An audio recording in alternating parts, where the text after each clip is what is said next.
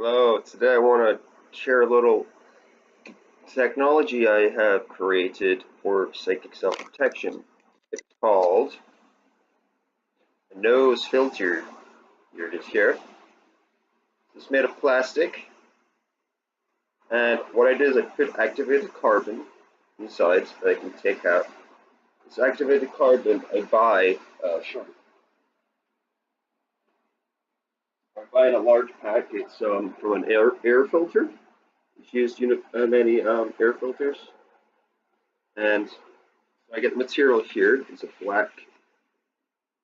Activated carbon is an amazing material because it it absorbs negative particles. Actually, what would be called positive ions. Anything that is,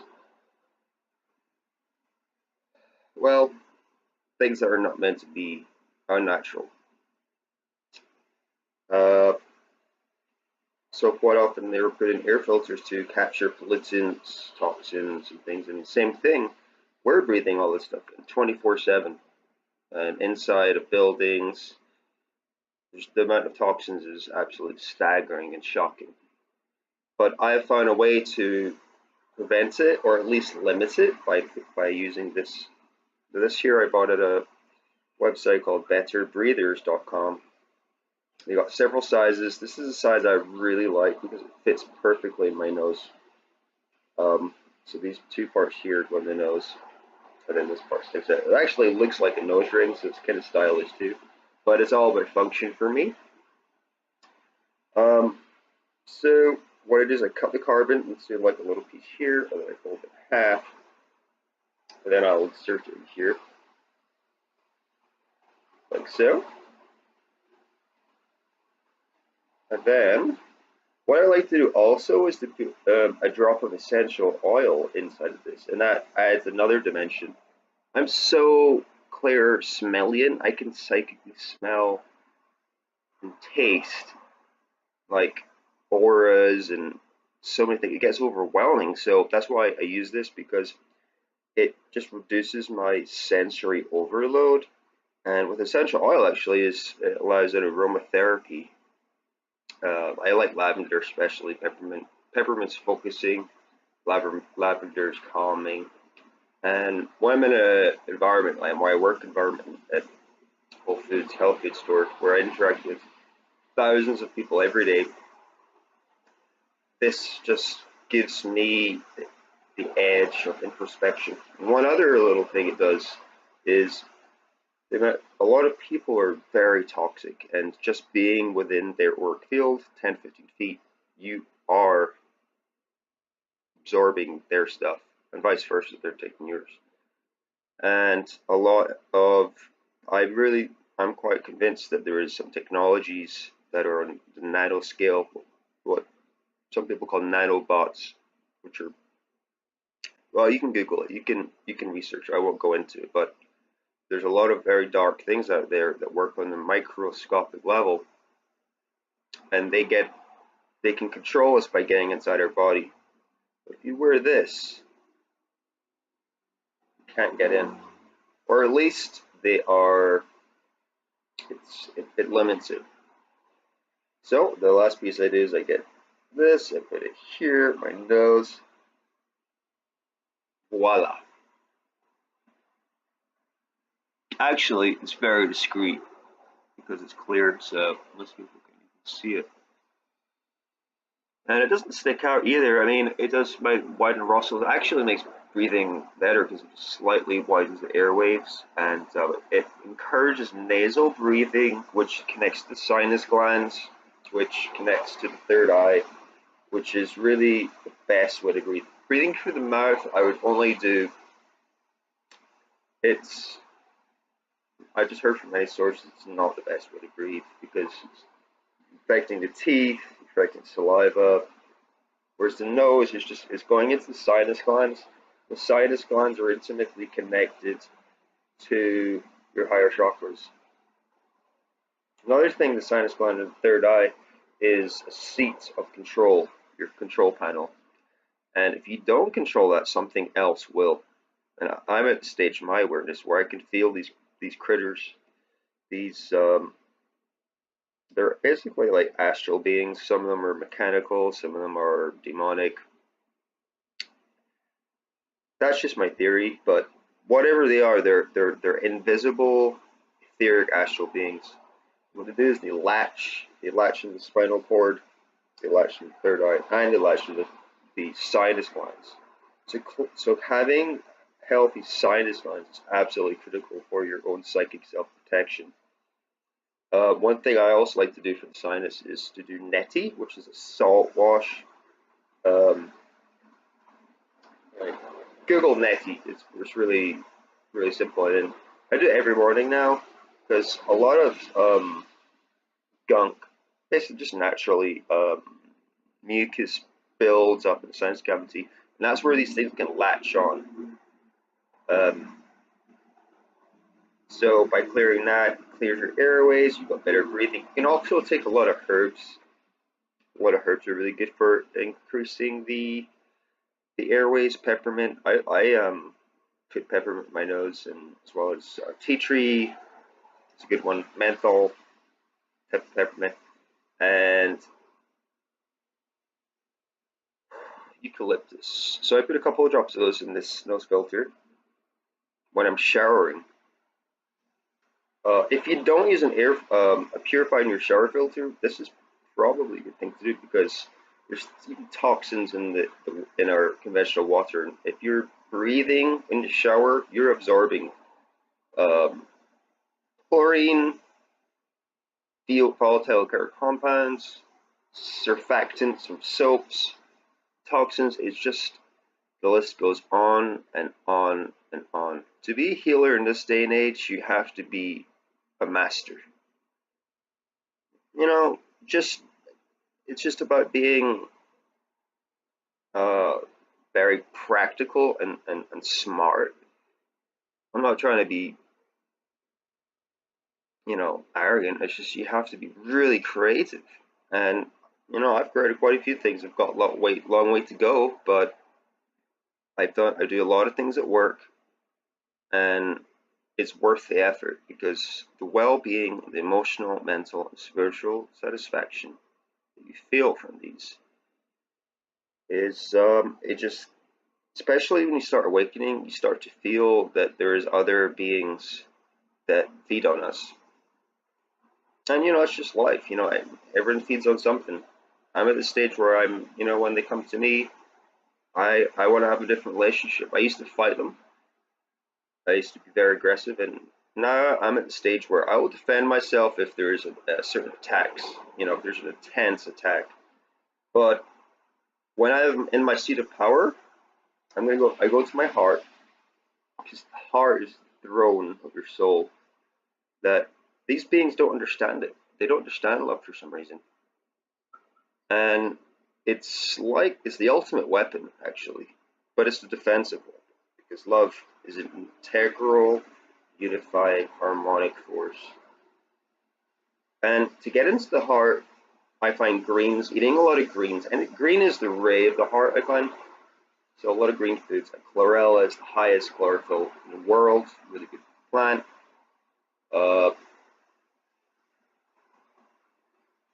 Just getting to your emotions, I find with the mind, actually turning the mind off. Google GABA herbs. GABA is a system of the body that down regulates mental activity. And there's a lot of herbs, basically sedative herbs, that do this naturally. Most of us are in fight or flight. High beta wave, survival. I gotta buy it, I gotta attack, I gotta defend.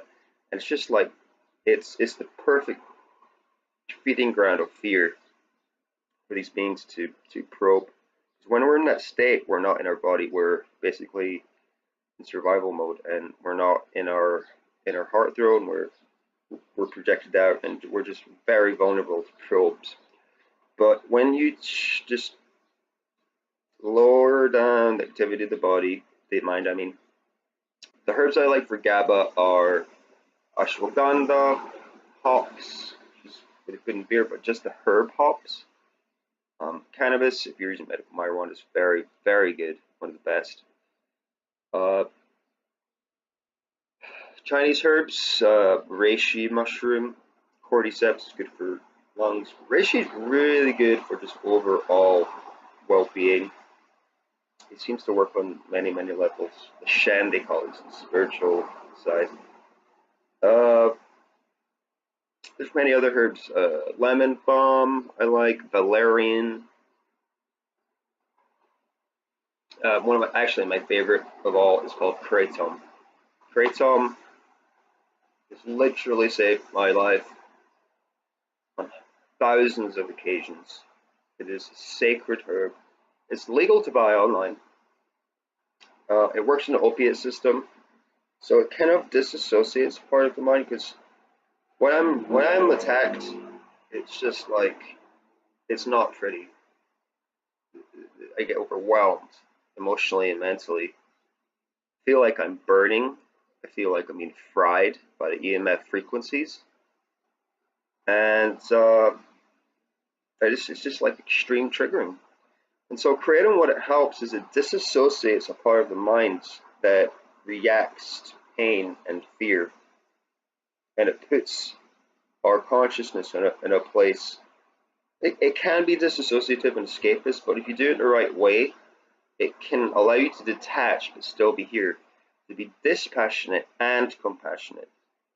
And what I find is it allows me, once I've disconnected from my beta mind, I go into the alpha and theta waves, which are different brainwave states that are more harmonious with the heart. Then I go straight into the heart. And instead of perceiving, thinking that I need to do this, I need to force that, I feel what I want to do. It's absolutely amazing. It just feels really, really, and also as euphoric. Many of the kratom strains are, so you just feel bliss, get elation, and it's natural. It works in harmony with the body. It's not like it's kratom's in the coffee family. Rutabaceae. Um, it's really good for pain as well because it has a narcotic analgesic property. So that's one of my favorites of all for the downregulation of the mind and activation of the heart. There's literally hundreds of herbs that help with that heart, and I got to say it's almost impossible to do this on our own. The assaults that we are under in this world are literally incomprehensible in a linear way. I think if you activate your psychic senses, you can start to perceive what's going on. But with this rational mind, with that, we've probably been engineered. Anunnaki, we've probably been deactivated, and I'm starting to become aware of the levels of programming inside of my being that are mind control based, trauma based mind control. And this thing goes so deep that whenever we try and deactivate it, there's certain things. I don't know if it's aware or if it's a program, but there's a lot of resistance that comes up. And so it's very, very helpful to have these defensive technologies in place to counteract when these triggers come up. So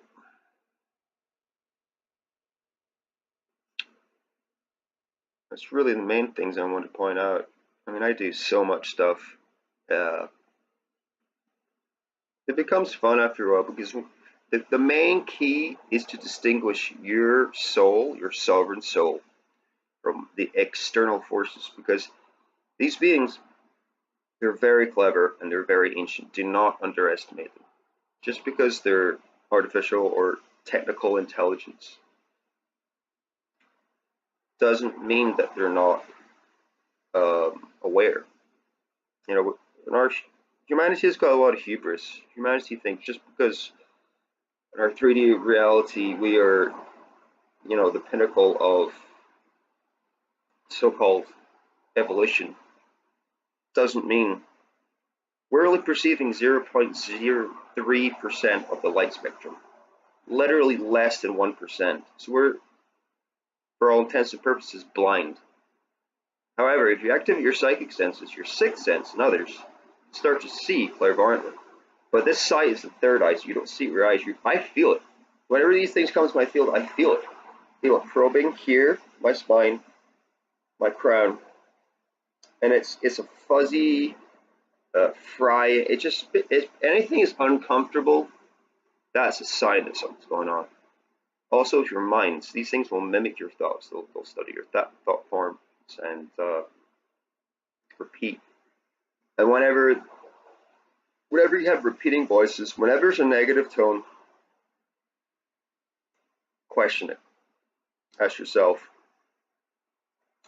would I say this to myself? If I love myself and I care for myself, would I do this? It's very clever. Sometimes it will be seductive. Masters of deception. They'll lure us in, especially the sexual things and also food, relationships, the alien love bite. It goes so deep. To me, it's pretty fascinating. Once you start to get self-empowered, we have authority. We've been given a sacred gift of creation. The reason these beings come to us is because they, from the source I looked at, lost their connection to source or the heart or love. And so they don't have the power that we have, that we've been given, because we're connected to source through our heart. So they need our energy, just like the Matrix, the battery.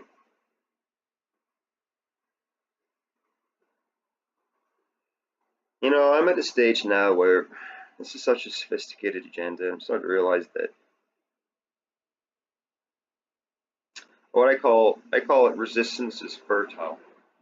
It's just the energy I channel. My astrology of Uranus right now in Aries is on my Venus in midheaven, which is, for anyone who doesn't know astrology, that basically means my life purpose, dharma, career. And it's to bring an evolution, an innovation of ourself, our soul, to become sovereign and have authority over ourselves. But the square to Aries and Capricorn says our soul individual sovereignty needs to be balanced with the collective Capricornian governmental hierarchical planetary structure. There's structures upon structures. This world is just one structure. There's off-world, there's other galaxies. It literally is endless. It's infinite. So we don't need to know all this, but we just need to know that there's structures above us and below us. If we have the intention to work with those and collaborate, then some can start creating more harmony. If we just be in our Aries and fight, defend our little box, we can stave them off, but it's like David and Goliath, or better analogy would be an ant with an elephant. The system we're in is a massive juggernaut elephant, and our soul is massive. It's probably beyond all this, but the limitation that we've been conditioned and carnated into has created our awareness into a little ant. And that's a seed that has a lot of power. However, there's a limitation to our power in this stage. So I find the most effective way to deal with these things is to be in the heart, but also combine the second chakra, to combine sexual energy. So I use herbal aphrodisiacs, not as a lust, but as a sacred sexuality, because it's cheap. A lot of the ancient yogic systems, like Tantra and the Taoist alchemy, talked about this stuff. And there's many herbs, dozens of herbs that can activate your sexual energy. And once you can activate that, you can start raising your Kundalini. And that Kundalini force is the ultimate, really, for our activation. Sex, we're created from sex, sexual act. Now there is a lot of spin on it because sex can be deceptive. It can be used for uh, lust, greed, power. But if we do it in a sacred way, intending to offer and service our energies to the greater good, then I find it to be just another step upwards in psychic self-protection and just really well-being. I mean, Kundalini is the ultimate bliss, internal bliss, because it's a natural system within the body for activating different systems, the Shinga, Pangal, I don't know the names, but it's all these different systems. So I call it resistance is fertile. You know, what Star Trek, the Borg says resistance is futile. With these hive mind collective consciousness that we're probably all being an electromagnetic, synthetic matrix with electricity everywhere and all these different frequencies. We're plugged in just by being in here. When I go into nature, I could actually feel, it's like a Matrix Neo thing taken out. I actually feel, not really there precise, but just in terms of my whole sensory connection, I feel being plugged out. And then as soon as I step back in the electric grid, I'm plugged back in. So we're a part of this hive mind. And so everything we do will imprint it and affect it. So resistance is futile is this term that I think they shared because if we resist and fight fire and fear, it's kind of what they want actually, because it creates the dramatic vortexes of emotion that create the leash, which is that, you know, beta high brainwave state, fear state. However, what I say is resistance is fertile, because fertility it's the second chakra, is sexuality. It's also the Dantian, which is the womb. The womb is the primordial stargate that most women have, and for men, I think it's like more about a will center, probably similar, but it's when the sexual chi is internalized and cultivated into this kind of vortex of your own universe, because we are probably our own universe. So resistance is fertile. When we have the fertility in us, then whenever we're attacked, that energy naturally can be shared.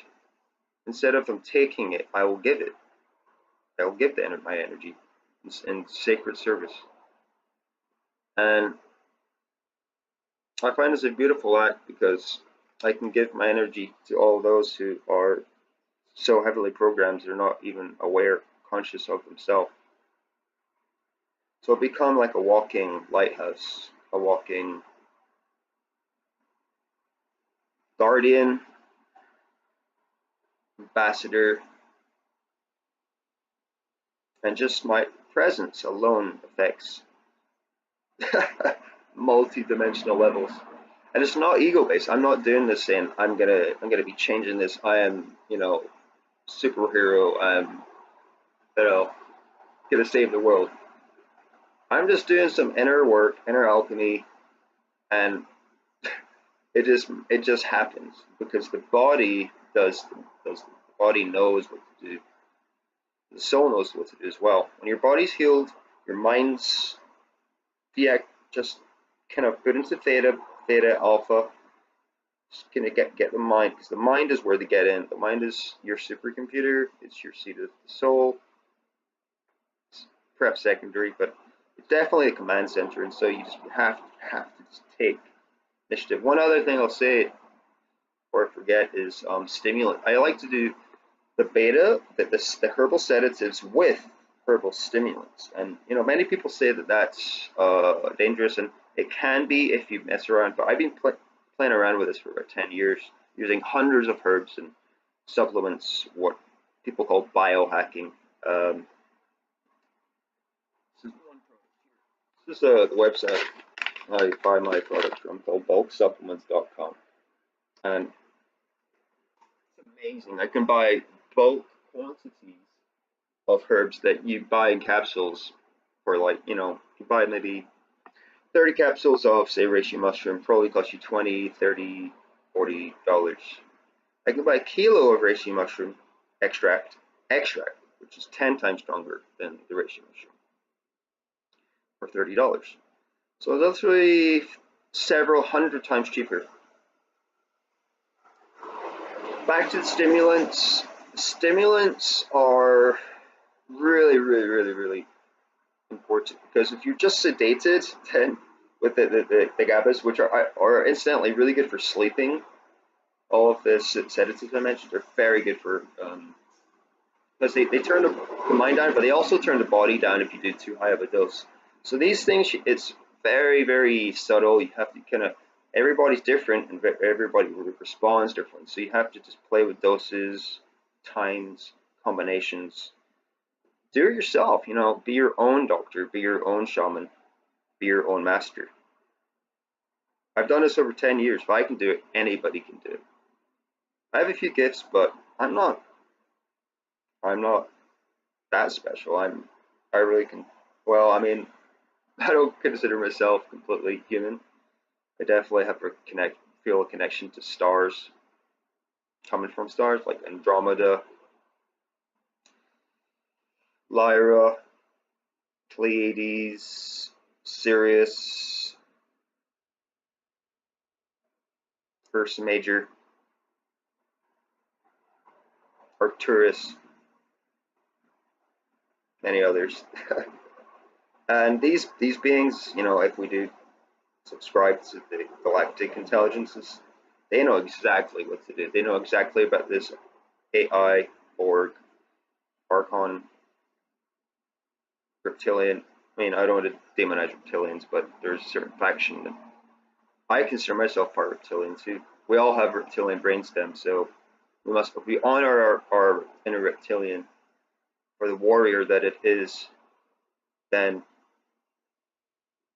instead of fighting, we can actually collaborate. So many people say the whole point of this creation, this 3D world, was the 22 races, or 12, or however many, coming together to merging their genetics to integrate. I feel that's the whole point of this, because of all these galactic wars, conflicts, and rivalries, and trade, economies of things like that. I feel they wanted to kind of just, instead of fighting each other, unify. So if we fight these things, we're no better than the very beings that created or tampered with our DNA. Integration is everything. We integrate ourselves, self and other collapse and merge into singularity. The external world that we see from many of the sources I say is actually a projection of our internal landscape, which is quite mind-boggling. I'm still trying to come to terms with that. So back to the stimulants. Take the stimulants, my favorite. Stimulants, what the herbal sedatives is great, is what it does, it turns down the mind without sedating the body too much. Like I said, if we're too sedated, then we're just like a jellyfish. We just want to sleep, we're lazy, we're sluggish. I mean, it can make you relax, but what I like to do when I'm in the matrix working is to have the mind deactivated.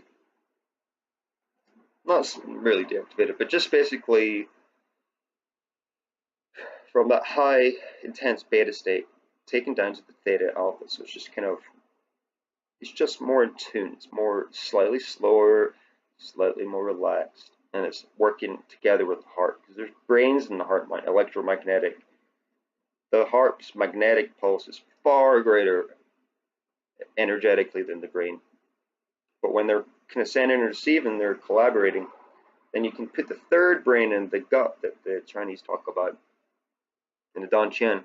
Combine those three brains, you got some magic going on. You got power off the charts. That's another story. But stimulants I really like to use are guarana, which is South American herb. It's got caffeine, but it's not like coffee. I like guarana because it's fat soluble, so it gets kind of the lymphatic system, or works in the liver. Uh, just nice focus stimulation without the jitters of coffee. Yerba mate is a good coffee alternative with the caffeine. Other stimulants I like, actually white kratom is a really good stimulant. Has an amphetamine-like effect. Kratom is my favorite herb ever. It's just is absolutely, it's a godsend. I can't explain how helpful it's been. I'm so honored. So other stimulants, I buy from bulksupplements.com. Has got hundreds of, I mean, there's many websites, health food websites, Vitacost, Swanson's, even Amazon. You can, the herbal extracts are the key though, because, I mean, you can take them in pills. Some of these things are very potent, so actually pills might be easier. But the herbal extract has just got a lot of, you can take your dosage.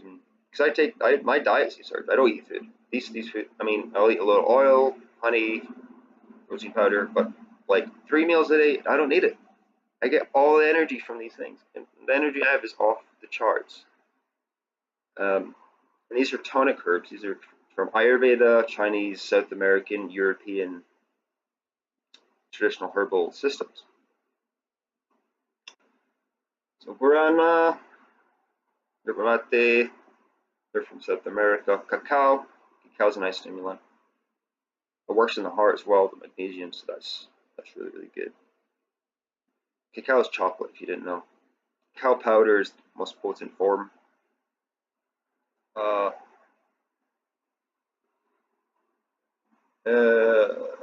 Other stimulants I take, theobromine is actually an extract of cacao, which is very nice. That works in the heart. It's very, very potent, so you've got to be careful of those. L-theanine is an extract of the amino acid in tea, green tea. Theanine is nice because it's calming, but it gives you focus. Phenethylalanine is an extract from the bliss chemical in cacao. That is another stimulant, and that one kind of, it's a euphoriant. That's yeah, that one's really potent too.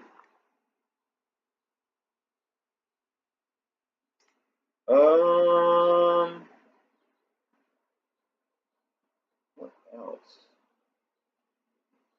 There's lots of herbal stimulants out there. Yohimbine, I just recently tried that. That one's really potent. It works on the sexual energy as well. Many of these stimulants work on sexual energy. Horny weed is a really good herbal aphrodisiac. Catuaba is a Brazilian.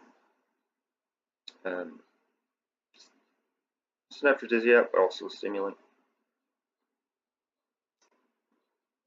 Cordyceps mushroom. It's really, really good. I like that. It works on the lungs and many other systems. There's literally thousands of herbs. Hundreds of them are kind of quite popular and have history. And do your research. Just say, go to search engine and say herb, natural herb supplement for energy, natural herb for heart, natural herb for relaxing mind, or whatever you want for it. And the herbs are out there, and the herbs are so crucial because they have intelligence. Most of them are thousands, if not millions, of years old, and being used for traditional medicinal systems, Chinese, Ayurveda, South American, European, for a long, long time. So I really believe that we have like a soul connection with some of these plants. They work on so many systems in the body and mind, and they do the magic. Like once you have a relationship with them, they are need to control, to like people have to do everything. We can step to the side, and our oversoul can come in, our guides, which is what I feel, and we can become a channel and a conduit for these higher dimensions. The frequencies of some of these herbs are very high, because they come from parts of nature and the wild that are just very, very pure, very in harmony with the earth frequencies.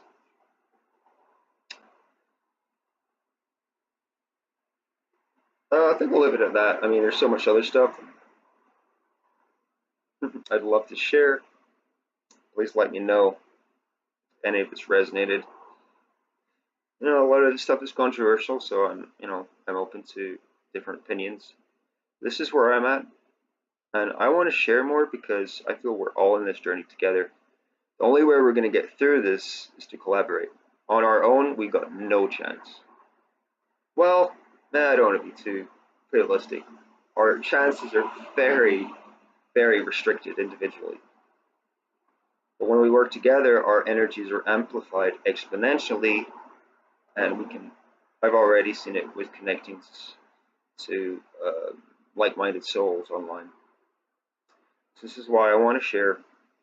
I've been, for whatever reason,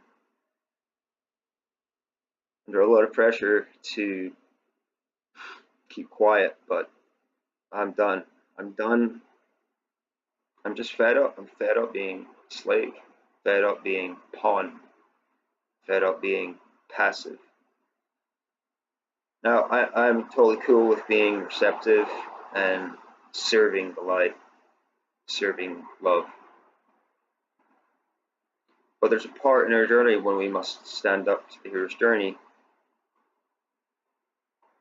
and use the free sovereign power that is inside of us to say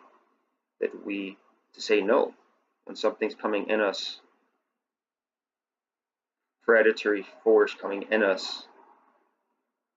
We have the power to adapt. We can, no matter what's happening to us, we have a power inside to be at peace. It does take a lot of practice, but I'm convinced. And every year it becomes easier and easier when I do this stuff. It becomes effortless. So I'll leave it at that. Thanks so much for listening. I hope some of this helps. Please share any comments, opinions, and I look forward to connecting next time. Sending love and aloha from Hawaii.